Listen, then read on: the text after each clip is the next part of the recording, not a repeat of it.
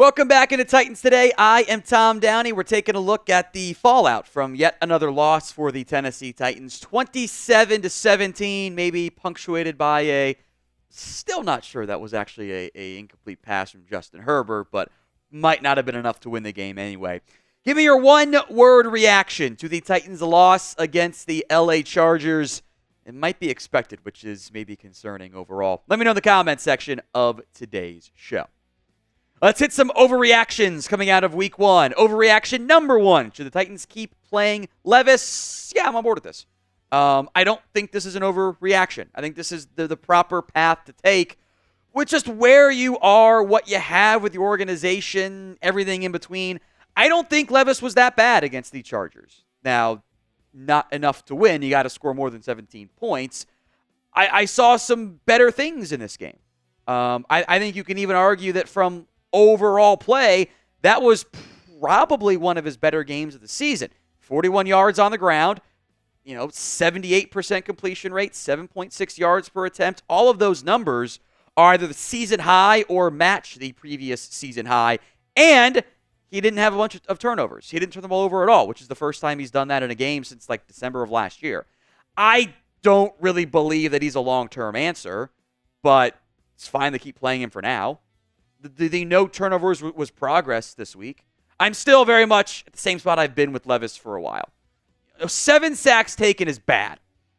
He had 8 sacks against the Packers, 7 against the Chargers. Sacks, at least in part, are a quarterback stat. Not entirely, but at least in part. But the O-line we'll talk about because they get plenty of blame as well. The best case for playing Levis is this all suddenly clicks down the stretch. And he starts playing at a abnormally high level, and he looks like a fantastic football player. That seems unlikely. The second best case is he's just your tank commander. And with 11 teams at 3 wins or fewer already at this point in the season, having a tank commander probably isn't a bad thing necessarily either. I know this is not a good conversation to have, like when we're talking about either he's suddenly gets great or he just continues to stink and then Titans those games. That's not a fun place to be. I get that. But this is about 2025 and beyond at this point. So I want to hear from you guys in the comment section. Would you continue to play Will Levis? Y for yes, N for no. It is the pinned comment on today's video. So if the ad comes here on YouTube, take advantage of it. Head down there and let me know. Overreaction number 2, your right tackles stink. And this is not an overreaction. It's frustrating to see the continued poor play out of the right side in general, because Ray doesn't play great either, but the right tackles in particular this season. They have not been good. Tennessee's tried 4 different players on the right side. They're rotating Jonas Roku and Leroy Watson right now, and that's whenever you start doing that on the offensive line, you know it's bad. When you're trying multiple guys in the same game on purpose, that's bad. Nicholas Petit-Frere was terrible. Leroy Watson, Jalen Duncan played a handful of snaps. No one's been good. And in general, I try to make these shows here at Chat Sports not just complaining and offer solutions, ideas as well, because otherwise it just kind of comes off as lame. I don't have a solution here. I don't think there is one on the roster right now.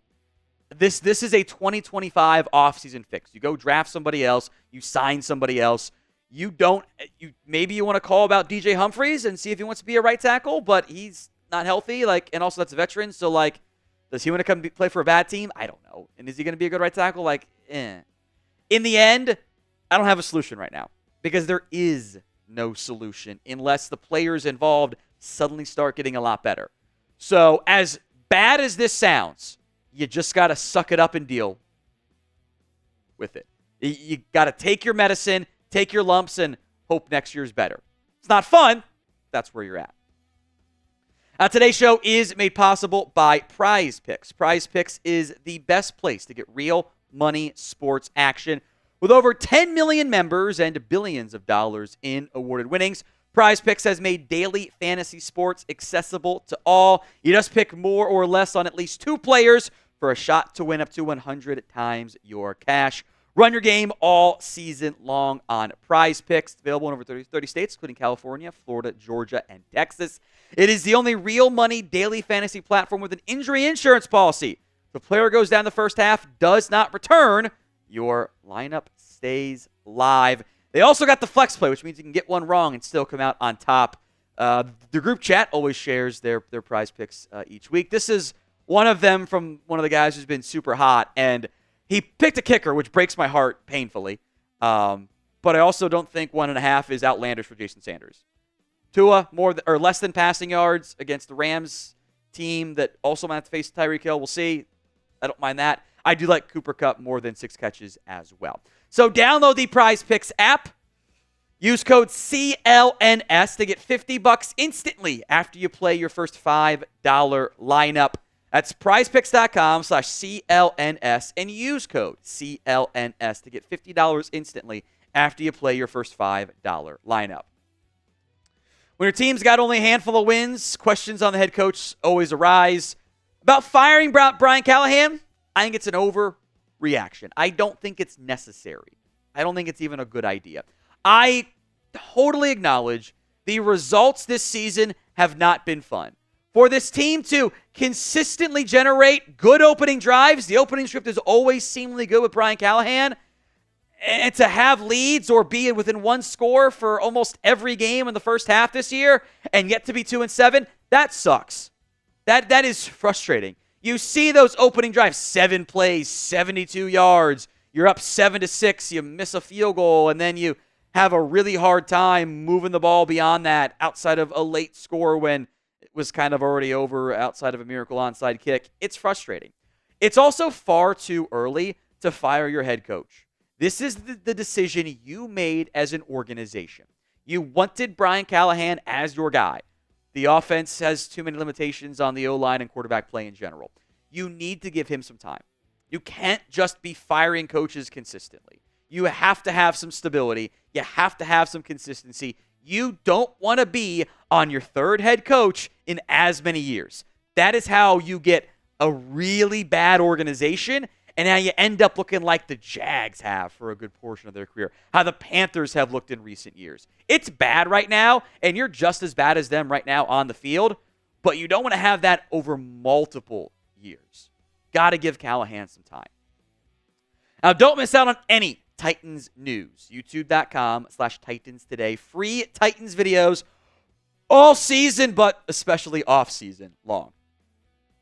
Overreaction number 4. It's time to embrace the tank. And yes, which you kind of already are doing. That's why you flipped DeAndre Hopkins. That's why you moved on from Ernest Jones. And this is as close as you'll get to actual tanking in the NFL.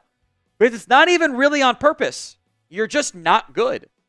You're just a bad football team. You don't have the talent. You don't have the personnel to win a bunch of games here.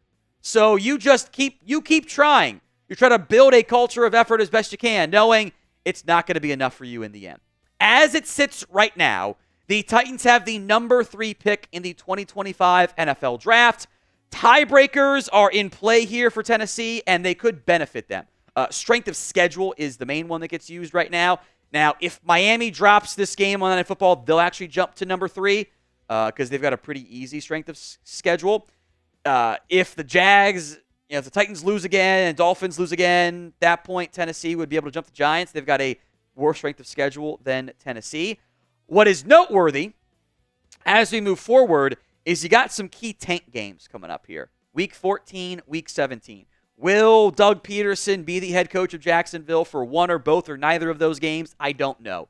The Titans' schedule, you're not going to beat Minnesota. You're not going to beat Houston. You're not going to beat Washington. You're not going to beat the Bengals. You might be able to beat some of your division rivals in games that might not matter come Week 18. Seems like Houston's going to have the division locked up there, which, boy, maybe you don't want to really hurt your draft stock by winning that game. But you're going to be in position, just with how poor you are, to finish in the top 5 and potentially get your new franchise quarterback or add talent or trade down or do something to set yourself up for better long-term success. I want you guys to predict the Titans' record this year for me before we sign off. Let me know in the comments of today's show.